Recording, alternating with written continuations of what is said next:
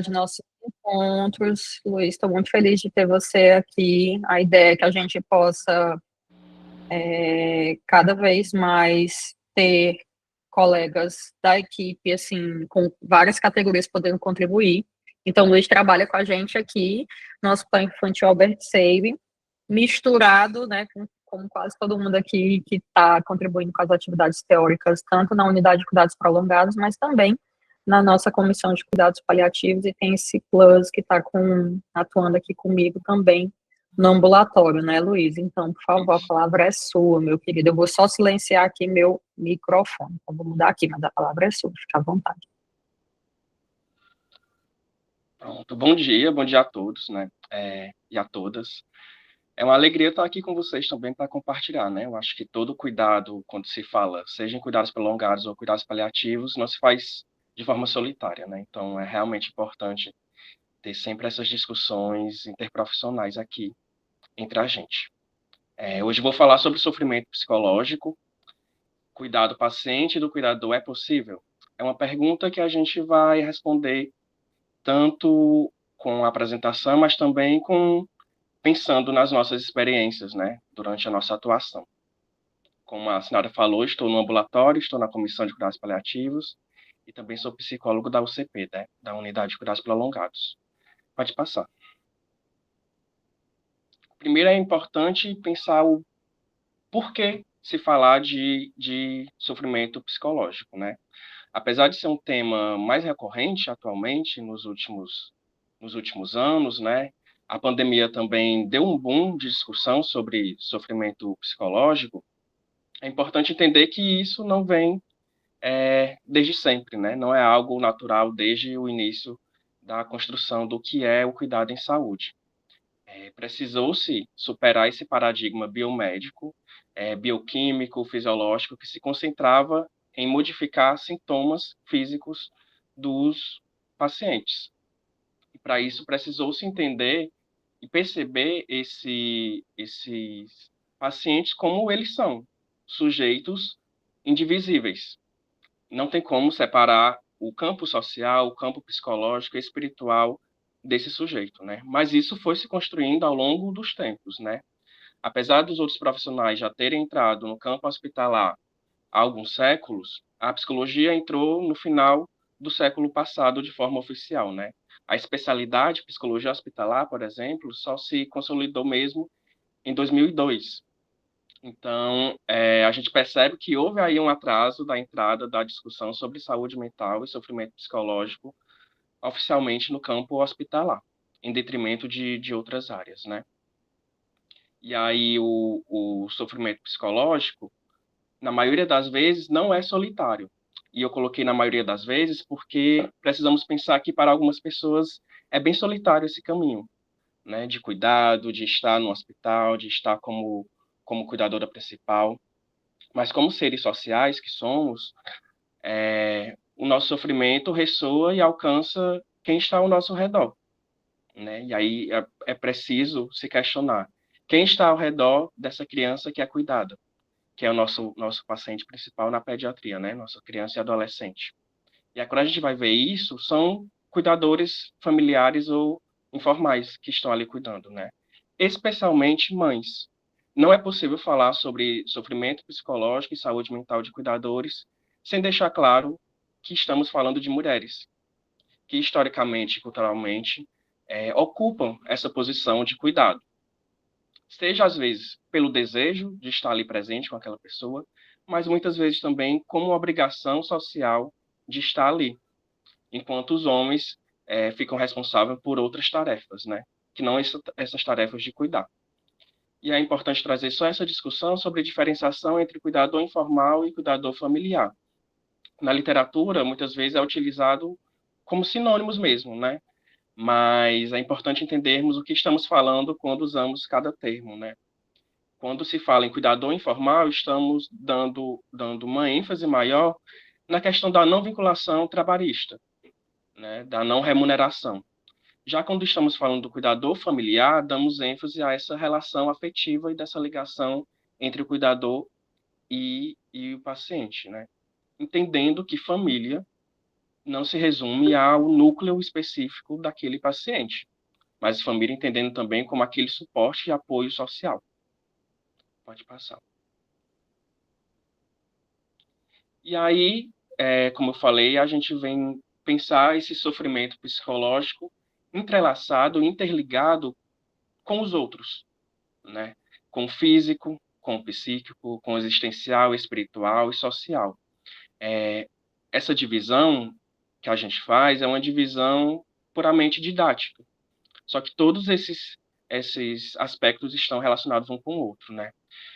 Da mesma forma que um médico não pode estar focado apenas nos aspectos físicos, isso também se dá em relação aos outros profissionais. Como psicólogo, é necessário entender os aspectos físicos do adoecimento daquela criança, ao mesmo tempo entendendo as questões espirituais e sociais, pelo menos de forma mínima, para entender todo esse contexto. Isso se dá com todos os profissionais. A partir do momento que a gente ignora as consequências e o entendimento do adoecimento também físico, a gente vai perdendo coisas que poderiam melhorar e, enfim, avançar no nosso cuidado também em relação às outros profissionais, né, como assistente social, TO, físio, psicólogo. Então é necessário entender todos esses aspectos, pelo menos de forma mínima, especialmente o espiritual, já que na grande maioria dos hospitais não vamos contar com trabalhadores específicos dessa área, né? Então é o nosso trabalho, enquanto profissionais da saúde, entender como essas questões espirituais e existenciais se dão. E aqui a gente sempre coloca espiritual e não religioso. Podem ser os dois. Podem ser um sofrimento e um recurso espiritual e religioso, mas não necessariamente. Quando se fala em aspectos espirituais, estamos falando da forma que esse sujeito se conecta com o mundo e com as coisas que acontecem nesse mundo, né? Com a explicação, com fé. E aí é sempre importante dar atenção às espiritualidades mais comuns, que são as cristãs, mas entendendo que existem diversas formas de expressão religiosa e espiritual, inclusive a não expressão religiosa, né, que é o ateísmo. Então, é sempre importante termos noção do entendimento de que cada pessoa vai expressar de uma forma diferente, mesmo às vezes tendo a mesma religião. Não existe nenhum tipo de recurso de enfrentamento que é necessariamente um recurso de enfrentamento. Então, ao mesmo tempo que a religião pode trazer um suporte, um apoio para esse sujeito, também pode trazer sofrimento para ele. E isso quem vai nos dizer é essa pessoa. Por isso, a comunicação, quando se fala em sofrimento psicológico, é essencial para a gente entender o que faz e o que não faz sentido para cada sujeito. E aí, eu fiquei o questionamento, né? Isso era ignorado antes ou ainda é? Porque é um processo de construção. A gente fala muito das questões biopsicossociais, só que muitas vezes, na atuação, na prática, isso ainda é dividido. Os profissionais ainda ficam focados apenas nas partes consideradas mais necessárias para o seu trabalho. E coisas simples podem modificar isso, né? Quando a gente atende alguém, que na maioria dos casos são crianças, são bebês, quantas vezes a gente pergunta para os pais se eles também têm algum tipo de adoecimento? Se tem hipertensão, se tem diabetes? Quantas vezes a gente pergunta se eles estão tomando aquele medicamento também? Se estão se cuidando de alguma forma aqui no hospital? Perguntas simples como essas muitas vezes são ignoradas, porque o foco fica estritamente na criança e no adolescente que estamos cuidando. Então, é necessário e é fundamental uma atuação interprofissional mesmo, e aqui eu não falo apenas multiprofissional, não é necessário apenas ter diversos profissionais de categorias diferentes, mas que esses profissionais conversem entre si para poder evoluir nessa questão da atuação mais completa e integral, que na verdade é um dos princípios do SUS. Então, atuando no Sistema Único de Saúde, precisamos seguir a questão da integralidade dos nossos pacientes. E a partir do momento que a gente divide eles a partir de caixinhas, a gente acaba ignorando quem é aquele sujeito, que não é apenas uma pessoa adoecida, não é apenas um diagnóstico, não é apenas um leito, mas é uma pessoa que está construindo uma biografia, no caso de crianças, bebês e adolescentes, e outras pessoas que já carregam uma grande biografia, muitas vezes, de um histórico grande de sofrimento. de sofrimento que existia antes da hospitalização e sofrimentos que existem durante a hospitalização. Porque a vida dessas pessoas não param quando elas entram no hospital.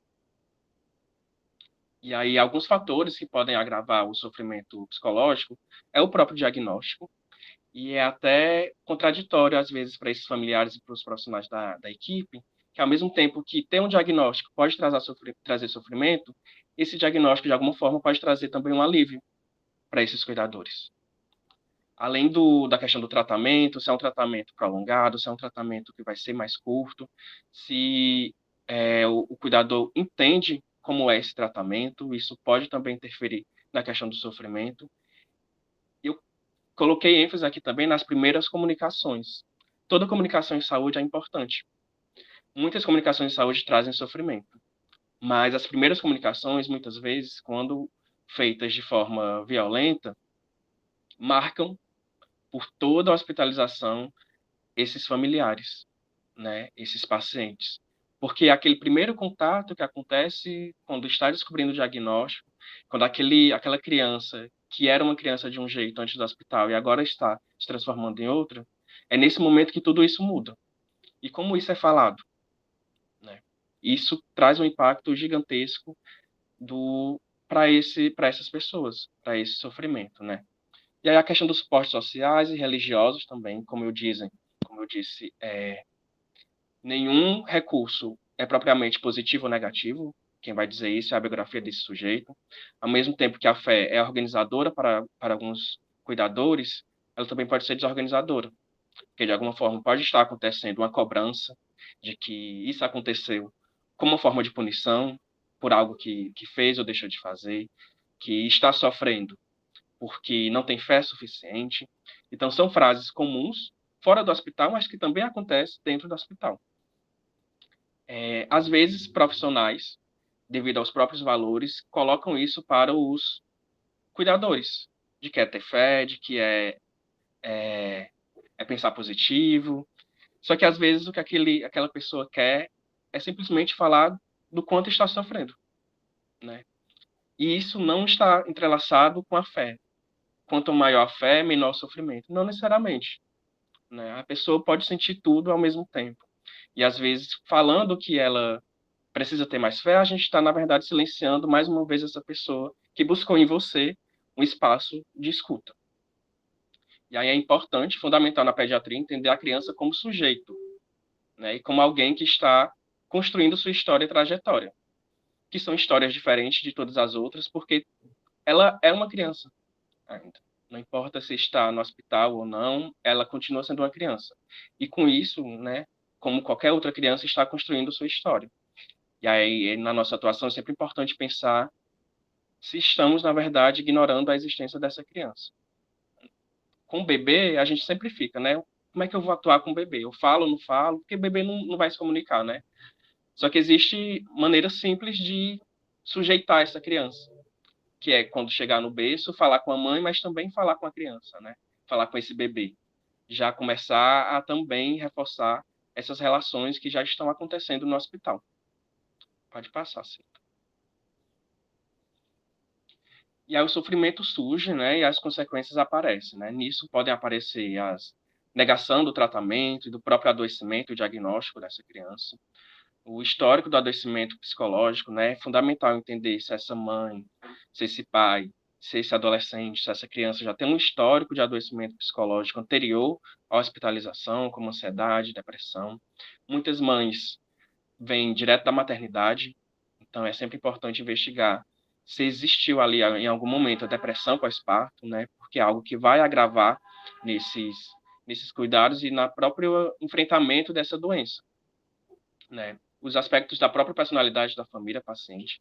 Às vezes é muito angustiante para a equipe perceber uma mãe que é mais fechada, né? Porque normalmente a gente espera um tipo de comportamento dessas mães que estão hospitalizadas, mas é importante entender que cada cuidador ali também tem uma personalidade própria, tem uma maneira diferente de expressar, né? Que vai vir da questão familiar, da questão cultural, de como ela já funcionava na casa dela, no domicílio, né? Na cidade. Então, é sempre importante entender os aspectos próprios da personalidade de cada sujeito. para que assim a gente consiga identificar quais são os recursos disponíveis para ela e quais recursos a gente pode fortalecer. Além da sobrecarga do cuidador, que é um dos temas centrais quando se fala em cuidado em hospital. Né? Pode passar, vou falar um pouco mais disso na frente. E aí surge a importância de entender como esse sofrimento se expressa. Né? E o sofrimento não está apenas na oralidade. Esse cuidador pode não falar para você, mas é importante entendermos o comportamento não verbal dessas pessoas. Né? A gente pode perguntar algo, mas identificar que o comportamento dela, que a maneira que ela está se portando, não está dizendo da mesma forma que a comunicação. Né? O ser humano não se comunica somente através da fala. Então, é importante que tenhamos essa análise, essa avaliação, essa sensibilidade de identificar outros processos que estão acontecendo ali com a criança e também com a cuidadora. E é importante entender que crianças, adolescentes, adultos e idosos se expressam de maneira diferente, né? Na pediatria é algo especial porque nós trabalhamos com todos esses públicos. Com a criança e adolescente internada, mas muitas vezes os cuidadores são adultos ou idosos, né? Avós, enfim. E então, a complexidade da pediatria se dá nesse campo de entendermos como cada público, né, está se colocando, está se expressando daquela maneira, né? E aí, como eu coloquei, para bebês não existe essa comunicação, mas existem outras maneiras da gente identificar. E uma delas é conversando com a mãe, que é a pessoa que está ali a todo momento, que conhece aquele bebê como ninguém conhece. Já adolescentes, a gente pode trabalhar de outras maneiras, né, com a comunicação escrita, com jogos, com outros tipos de expressão que vai nos auxiliar nesse processo. E a estratégia de cuidar da psicologia centrada no paciente, na cuidadora, entendendo quais são os aspectos e os recursos de enfrentamento de cada um dessas pessoas, avaliando uma escuta qualificada que todos os profissionais podem fazer, que é uma escuta realmente quando a gente ouve aquele sujeito, né? É importante entender que todo mundo no hospital tem uma história própria, tem um contexto próprio, e a gente só conhece isso quando percebe aquela pessoa como um sujeito que está inserido numa sociedade, numa cultura, numa família. E que estar no hospital é apenas um pequeno aspecto dessa pessoa. Embora muitas vezes seja a vida toda dos nossos pacientes, né, no início da infância, para os pais não. É um ano de 20 anos anteriores, de 30 anos anteriores que estavam em outro contexto. Então, para conhecer a história, para conhecer todo esse processo, é necessário uma escuta qualificada que precisa ser feita por todos os profissionais. Todos nós, enquanto profissionais, precisamos fazer essa escuta. Com a comunicação efetiva, e é sempre importante pensar, minha comunicação com essa cuidadora está ajudando ou está trazendo mais sofrimento para ela? A maneira que eu me comunico com ela é uma maneira que está causando ainda mais sofrimento ou aliviando? Porque muitas vezes a gente acredita que é o adoecimento da criança que está trazendo sofrimento, e também está, mas até que ponto é a nossa comunicação com ela que também está reforçando isso, aumentando esse sofrimento que poderia ser aliviado? E a validação das emoções também aparece, que não significa que é balançar a cabeça e dizer sim, mas entender que aquela pessoa sofre de alguma maneira. As intervenções psicológicas possíveis com suporte, psicoterapia breve, com luto antecipatório, que inclusive o luto de a minha criança vai voltar para casa, outra criança. Que criança é essa? Como é que eu vou explicar isso para os outros familiares? Como é que os familiares vão reagir? Como é que os vizinhos vão reagir? Eu vou ou não tirar de casa? Do próprio luto real mesmo, que a criança não é uma criança que eu esperava que ia ser. Que os sonhos que eu fiz para essa criança eram meus sonhos. Talvez não se realizem. Então, tudo isso vai aparecer no hospital, né? E o papel de cada profissional na rede de apoio. Muitas vezes, os cuidadores não escolhem uma pessoa específica para vincular. Às vezes, vai vincular com uma profissional específica, né? Para a gente é sempre importante, a gente sempre tenta, principalmente nas unidades fechadas, atender depois da fisioterapia. Por quê? Porque é com a físio que os pacientes acordam, ficam mais ativos, se comunicam mais, né? Então, cada profissional vai ser uma rede de apoio para aquele sujeito, né? Então, os vínculos vão mudar de acordo com a própria construção daquela pessoa e de quem com quem ela se sentiu mais confortável para se abrir. Pode passar. E aí essa imagem eu trouxe porque eu acho que representa muito, né? Que é uma divisão entre hospital e casa. O hospital é minha casa? A gente costuma ouvir muito isso, né? Mas o hospital não é a casa delas, né? Ou não deveria ser a casa. Pelo menos no sentido de lar. Só que muitas vezes o medo de ir para casa é bem maior. Porque vem aí os cuidados principais, vem uma criança nova, vem vários dispositivos. Então, elas ficam com esse medo, né? A grande vontade de ir para casa, de voltar, e ao mesmo tempo o medo de não ficar mais no hospital e não ter mais esse suporte. E isso traz esse sofrimento para essas cuidadoras, né? E aí elas sempre têm diversos desafios durante toda a hospitalização, além da própria adaptação de estar no hospital, das regras, das questões institucionais. E aí vem a sobrecarga emocional de estar aqui o tempo todo, a física, do cansaço mesmo físico, das insônias, enfim, das dores também, da impossibilidade de cuidar de si no sentido de buscar atendimento médico para alguns sintomas que estão sentindo, as dificuldades institucionais de se adequar às regras do hospital, que não é uma casa, então existem regras próprias, e a financeira, que algumas trabalhavam e deixaram o trabalho para se dedicar totalmente ao trabalho, então a renda cai, os gastos aumentam e a preocupação também aumenta nesse processo. E aí vem a ambivalência dos sentimentos dessas cuidadoras, da culpa inclusive de ter um filho que talvez, se eu não tivesse, ele não estaria assim, eu não estaria passando por isso. E aí muitas vezes é difícil falar isso para elas, né? Elas falarem isso é difícil porque já vem uma culpa mesmo de como é que pode você pensar isso? Que tipo de mãe pensa que não queria ter esse filho? Só que esses pensamentos vão aparecer, independente da tentativa de controle delas. E ao mesmo tempo, dessa culpa vem o amor, né? Vem por que é que eu fui teu filho, mas eu amo essa criança. Vem a raiva de profissionais, a raiva do município, a raiva de Deus e o cansaço desse cuidado que é tão prolongado, que é longo, que às vezes é durante toda a vida dessa criança. E tudo isso aparece ao mesmo tempo, aparece junto. É confuso para elas, mas a partir do momento que elas conseguem expressar isso sem um julgamento, ou minimamente sem um julgamento, elas conseguem, pelo menos, entender o porquê estão se sentindo dessa maneira. A falta de suporte da rede, muitas delas são mães solos, muitas delas não têm o apoio dos companheiros, muitas vezes os apoios delas são de outras mulheres, inclusive das mulheres que também estão internadas. Então, elas criam uma rede de suporte, né? E aí vem a fadiga por compaixão, que é o estresse pós-traumático secundário, né? Quando aquele estresse não necessariamente acontece diretamente com você, mas você está presente tantas vezes, você está ali vivenciando aquilo tantas vezes que você também desenvolve esse estresse pós-traumático de forma secundária, né? Que a gente também chama de fadiga por compaixão. E aí, como estratégia, podem surgir os grupos de apoio, interativas, intervenções psicoeducativas, e a importância da equipe, como todo, oferecer a escuta ao cuidador. Pode passar. E a importância do trabalho em equipe, né, na questão da saúde mental, porque a saúde mental não é responsabilidade apenas da psicologia. Todos nós, de alguma forma, podemos intervir, podemos avaliar, podemos analisar como ajudar essas crianças e essas cuidadoras nesse processo de hospitalização. E como a comunicação entre os profissionais pode favorecer o bem-estar do paciente e do cuidador, ao mesmo tempo que também pode interferir negativamente nesse processo, né? A gente solta frases, às vezes, para os nossos colegas, só que a gente esquece que essas mães escutam, essas mães ouvem.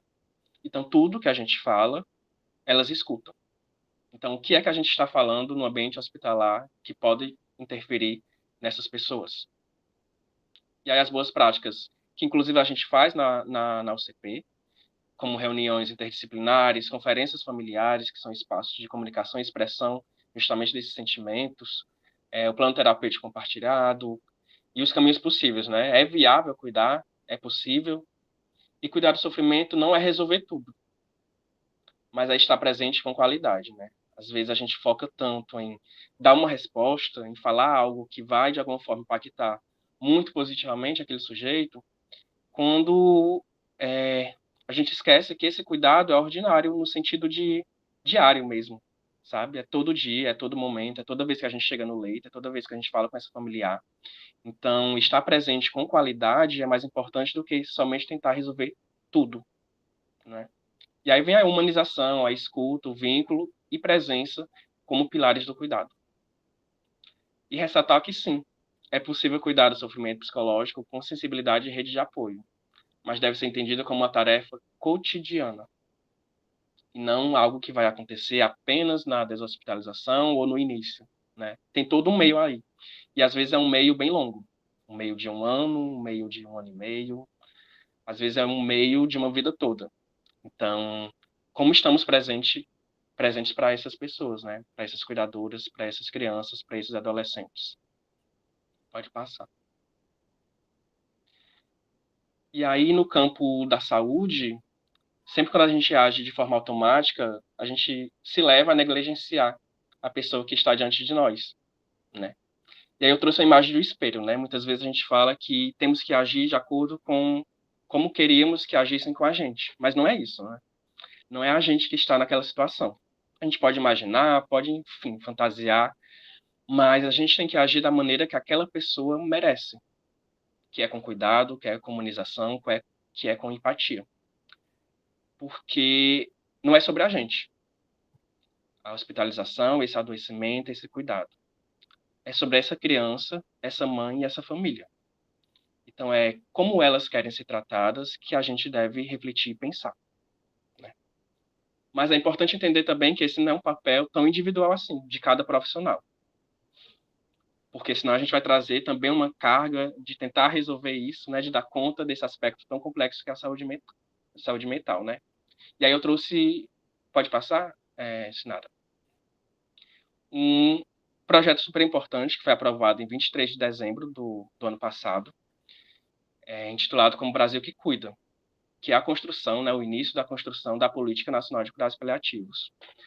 Foi aprovado, né, em dezembro, né, do ano passado e está em construção a Política Nacional de Cuidados, que vai garantir o direito, né, ao cuidado, entendendo como o direito do cuidar, de ser cuidado e do autocuidado, por meio da corresponsabilização entre homens e mulheres, entre as famílias, a comunidade, o Estado e o setor privado, pela provisão de cuidados, considerando as múltiplas desigualdades que impactam a provisão e o acesso a esse direito.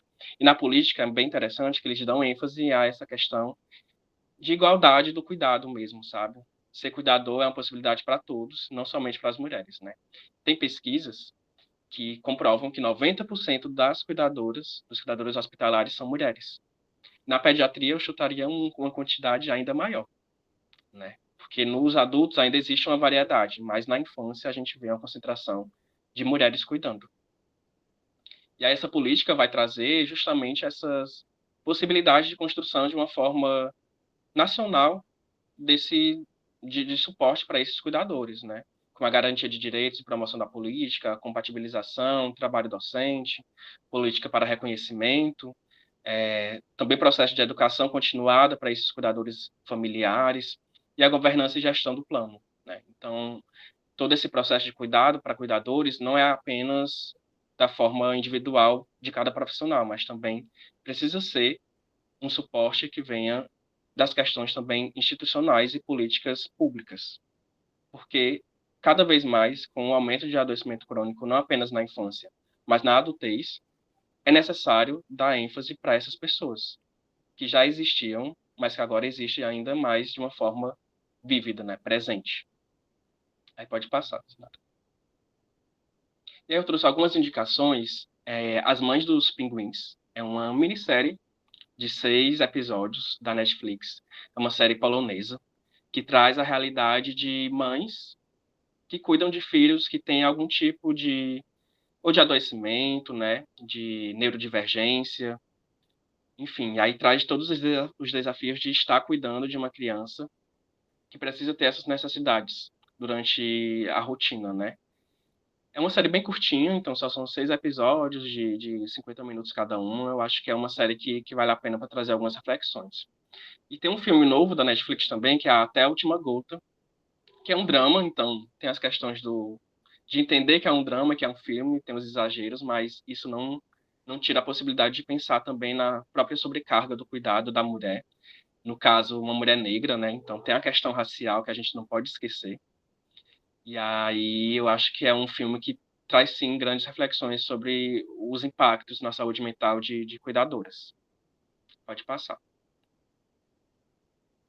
E é sempre importante também entender que não existe saúde mental sem direitos básicos, né? Sem política social, sem renda financeira básica para essas pessoas, né? Então, às vezes a gente tenta tanto modificar como a agilidade do BPC, por exemplo, já ajudaria muito essas mães, essas famílias, a diminuir esse sofrimento dessas pessoas, né?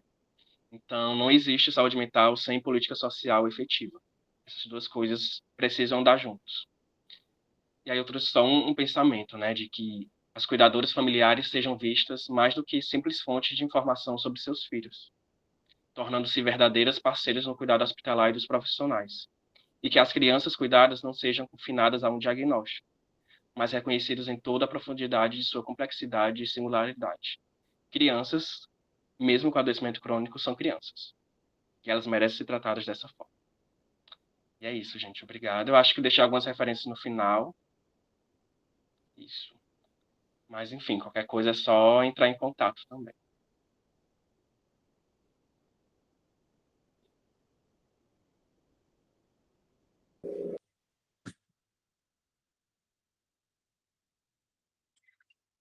Ai, Luiz, nem sei.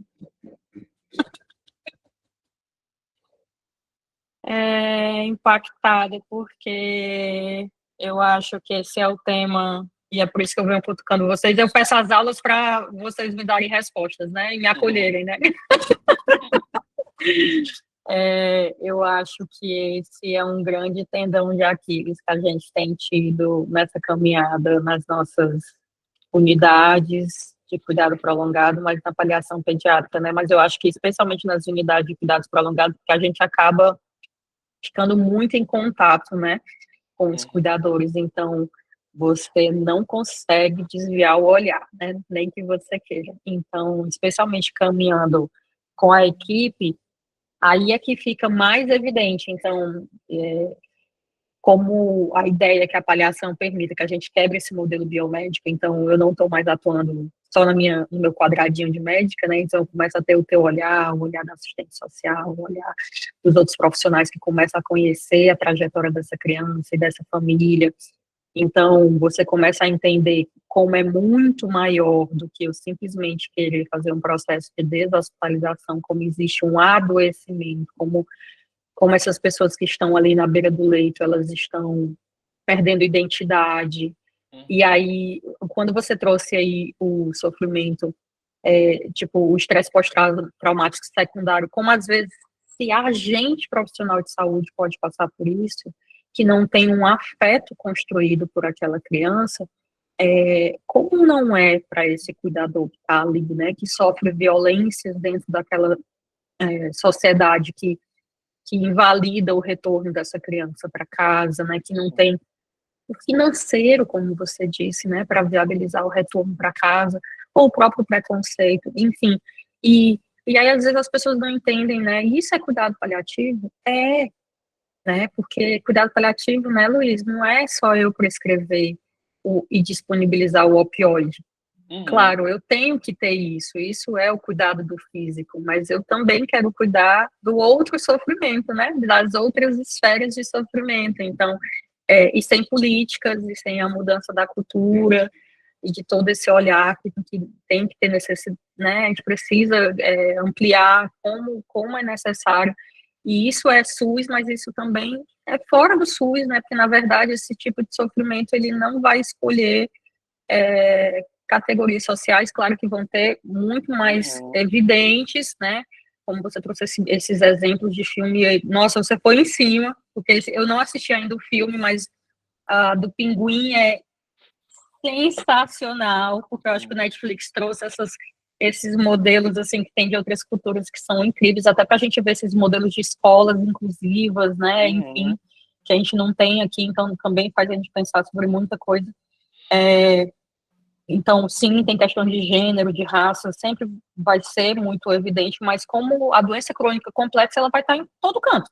Então, Sim. uma criança que nasce com um diagnóstico raro, ela vai vir em qualquer família, né? Então, assim, enfim, poxa, obrigada, foi sensacional. E O até Walter leva... você, Desculpa, só pode falar. complementar, né? Você falando dessa questão de que não é apenas prescrever, né? Tanto que no ambulatório a gente sempre vê essa surpresa, né? Dos pais de tipo, vocês também querem ouvir o que eu estou passando? É sobre mim também, né? Essa consulta. Então, acho que a Nossa, partir do momento que a gente consegue fazer isso, né? Nos cuidados paliativos, a gente permite que essas pessoas realmente sejam ouvidas desse processo de sofrimento que muitas vezes é bem prolongado também. E que ninguém mais escuta, mas... né? Ninguém mais E suporta. lembrar, antes de se permitir o Walter falar, quem não assistiu a aula da Jordane, quando ela traz a fadiga, isso me impactou muito, assim, quando a gente vai entender a fadiga, esse adoecimento que também é psicológico, né, não é só físico, essa coisa da Uhum. inércia da pessoa que está cuidando de quem está do lado da nossa criança cronicamente doente. Então, ela trouxe muito isso, tipo, eu não tinha parado para refletir sobre isso, né, da pessoa que está na inércia ali, que ela não se movimenta mais, e é o cuidador que está ali na beira do leito da minha criança também. Então, assim, eu estou querendo mobilizar o respiratório, o motor, a mente da minha criança, e de repente, aquela pessoa que está cuidando da minha criança, eu preciso dela também, e ela está internada com a minha criança, dentro do nosso Sim. ambiente de unidade de cuidados prolongados, né? Ela deixou de ser ativa para trabalho, laboralmente, né, também. Então, assim, poxa, dentro do cuidado paliativo eu tenho que olhar isso. Senão eu não tô sendo eficaz, né, Luiz? Então, Sim. é, mas aí eu até tirei fotinho do que você colocou. Eu talvez não vá conseguir resolver tudo, mas... E aí eu vou te dizer, eu acho que como intensivista de formação, eu tive que quebrar muito esse conceito na minha cabeça, assim, de que eu queria trazer respostas. Eu acho que a Nina já Uhum. me viu muito assim, querendo assim, mas o que que a gente vai fazer então?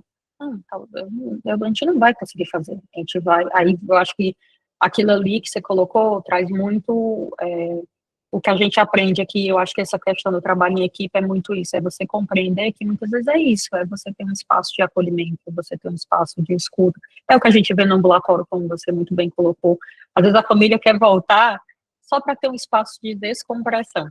Eles Uhum. optam, eles optam vir para a consulta só para ter um espaço, porque aquele é o espaço onde eles conseguem falar sem ser julgados, poder ter um espaço que é deles. E isso, poxa, cumprimos o nosso papel, né? A gente consegue ofertar isso para eles de alguma forma, né?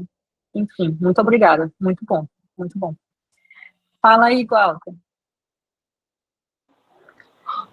Bom dia, gente. Meu nome é Walter, né? Eu não faço parte dos cuidados paliativos, mas a Sinara me convidou para assistir essas aulas e tem sido fantástico. É a segunda aula que eu assisto ao vivo. Luiz, parabéns pela apresentação. Eu gostei muito. Eu acho que tem muitos pontos que você colocou aí que dava uma aula só sobre esses Sim. pontos que você colocou. Eu gostei muito da parte de falar sobre o luto, né? Ainda que a criança esteja viva, o fato de você realmente ter uma criança diferente, então aquela criança que você tinha antes morreu, você tem uma criança nova ali, e achei fantástico isso daí. Agora, o ponto que eu queria fazer o questionamento, e talvez não seja nem só para você, seja para a Sinara também, é que quando você coloca as quatro esferas de cuidado, a gente tem hoje muita gente trabalhando a parte física, né? Então, você tem médico, enfermeiro, físio, fono, TO. Você tem assistente social cuidando da parte social. Você tem agora o psicólogo cuidando da parte emocional e o profissional que cuida do espiritual. Vai ficar, vocês pensam em alguém para trazer para dentro do hospital ou vai ficar realmente sob os cuidados do psicólogo, dividido entre toda a equipe? Como é que vocês pensam? Na verdade, seria muito bom um capelão, né? Seria, assim, o nosso desejo, né, máximo, um capelão para justamente isso, né?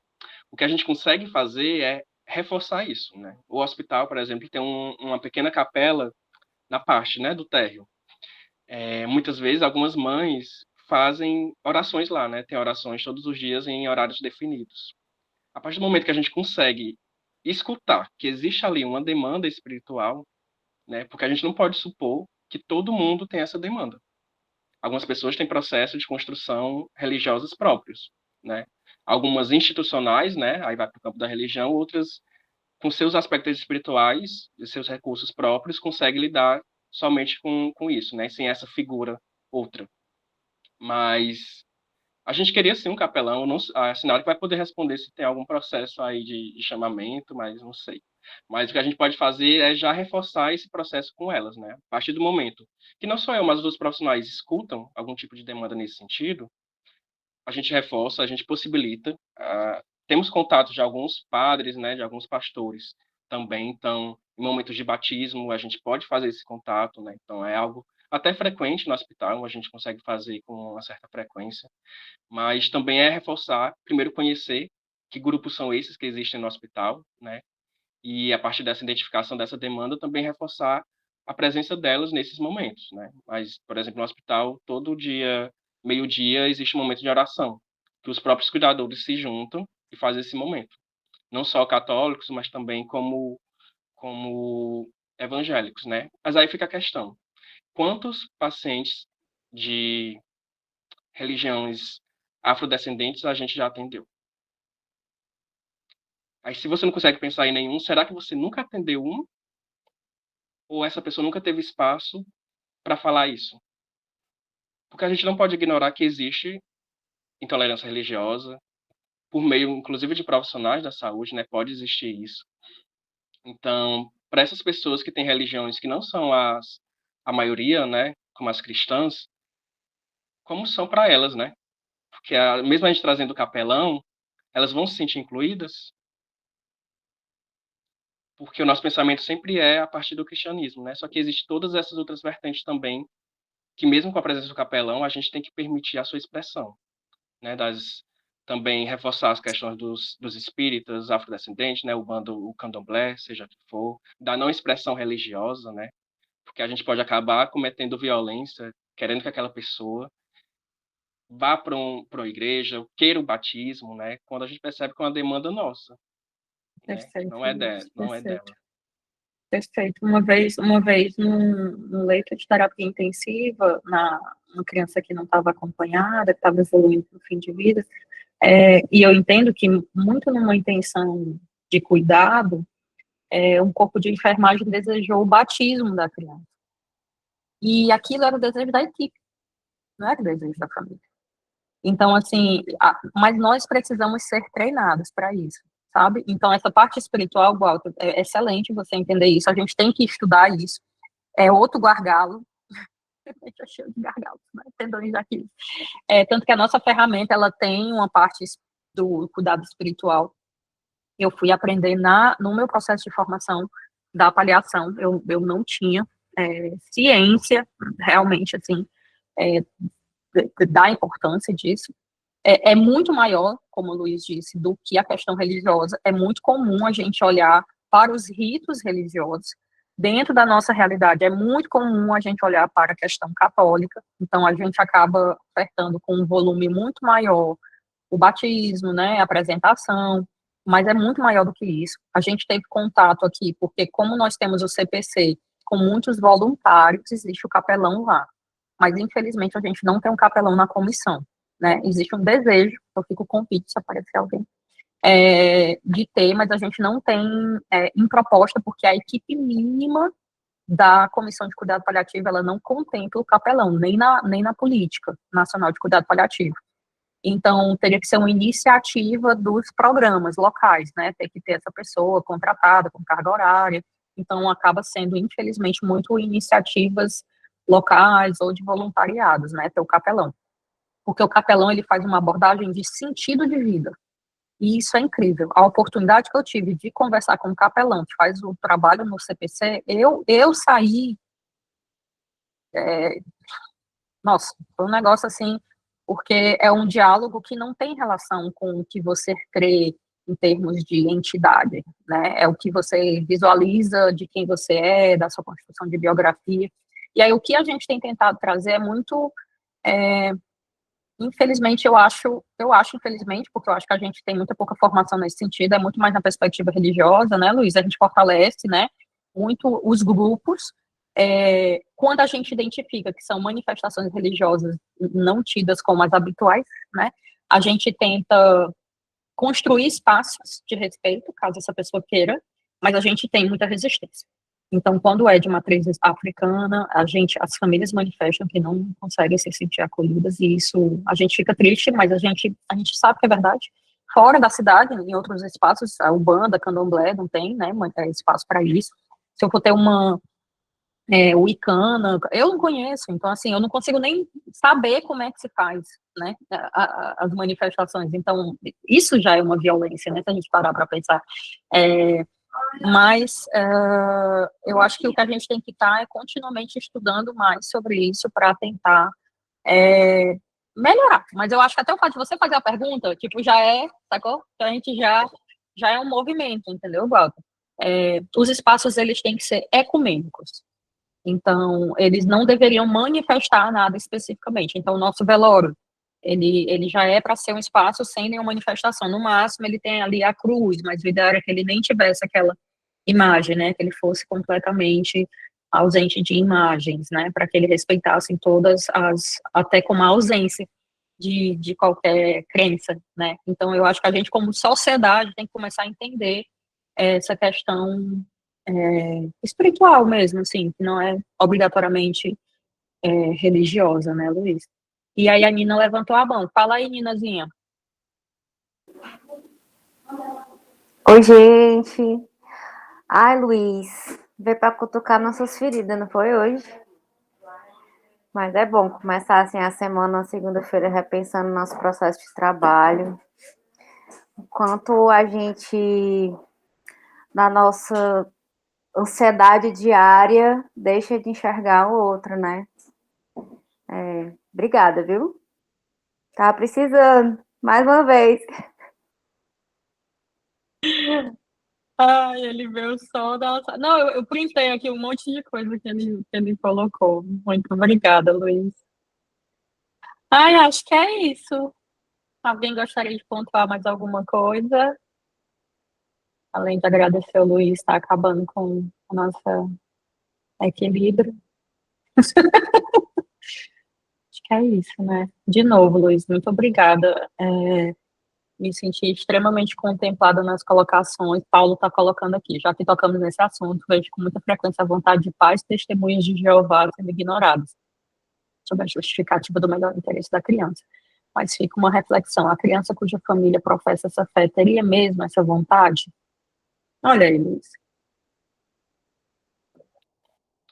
Eu acho que sempre a gente discutir espiritualidade, sempre entra essa questão dos testemunhos de Jeová, né? E aí eu acho que o primeiro passo é conhecer o que é o testemunho de Jeová. Muitas vezes a gente fica tão preso em definições pré-concebidas, né, que a gente não vai atrás também de entender de onde vêm esses desejos, de onde vem a explicação para esses sentidos que eles dão, né?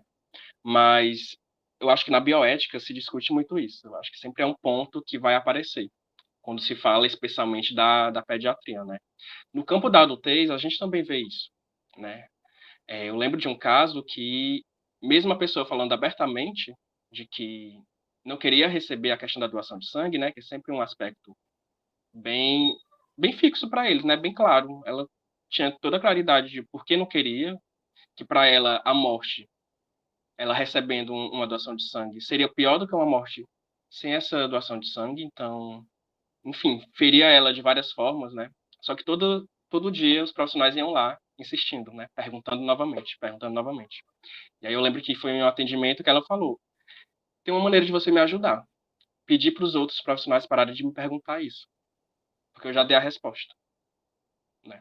Então, acho que o primeiro passo é a gente sair da nossa cabeça, sabe? Dos nossos valores, entender que cada um tem um valor diferente, mas essa reflexão de do, do, do melhor benefício, né, para a criança nas questões das relações dos testemunhos de Jeová, eu acho que é uma discussão que vai bem ampla, porque a gente tem que ir para os princípios da bioética, né, discutir toda essa construção da bioética, da questão da pediatria, Mas eu acho que o primeiro passo é a gente sair das nossas caixinhas, sabe? E primeiro tentar entender de onde vem isso para depois negar, né? E também, além disso, mesmo com a negação, né, que é o que acontece atualmente, e os médicos têm esse processo já consolidado, não julgar o pós, né? Porque às vezes os pais vão trazer isso outras vezes e a equipe vai falar mal desses pais, né? Como se eles estivessem querendo um absurdo, sendo que para eles aquilo é o correto. Porque estamos falando dos filhos deles, né? Mas ao mesmo tempo, o Estado também tem que agir, né? Os profissionais médicos têm que agir. Então, acho que é uma discussão bem complexa, mas assim como a Sinara falou, acho que sempre quando tem uma pergunta do campo da espiritualidade e dessa complexidade, significa que a gente está caminhando. Porque tempos atrás a gente nem estaria discutindo isso, né? Nem Perguntas como essas estaremos. nem surgiriam. Exatamente. Muito, eu acho que é muito bacana quando a gente vê que a gente está olhando para essa esfera ao lado, né, Luiz, da esfera do físico, né? Uhum. Entendendo que é um indivíduo, né? Então, assim, não é só um corpo. Então, a gente está, de fato, trazendo à tona discussões de que não é só um diagnóstico, de que não é um número de leito, de que tem uma trajetória. Então, assim, claro que vão ter os extremos, que se eu estou tratando uma sepse, né, tem coisas técnicas que vão vir, então, assim, a gente não está falando disso, a gente está falando de coisas mais, claro que aí a bioética entra, que são os dilemas, tal, mas, assim, a gente está trazendo à tona questões que vão além de um simples diagnóstico, né, de uma criança com uma condição limitante, ameaçadora à condição de vida, que você vai estar em áreas cinzentas, que você vai ter que repensar conceitos pré-estabelecidos, que você vai ter que pactuar, que você vai ter que compartilhar decisões, que você vai ter uma equipe tomando. Então, assim, ó, meu Deus, nada do que eu aprendi na faculdade, né? Né? Enfim, muito bom, muito bom. Muito obrigada, viu, Luiz? Obrigada mesmo. Ai, passando segunda-feira super desconfortável. Adoro. Foi um prazer, gente. Muito obrigada, a gente se encontra semana que vem. Olha, a Juliana Matos lhe mandando um abraço. Olha que coisa boa. Meu Deus, maravilhosa. Obrigada, Chu, por estar aqui. Tchau. Prazer ter você aqui. Tchau, gente. Tchau, gente.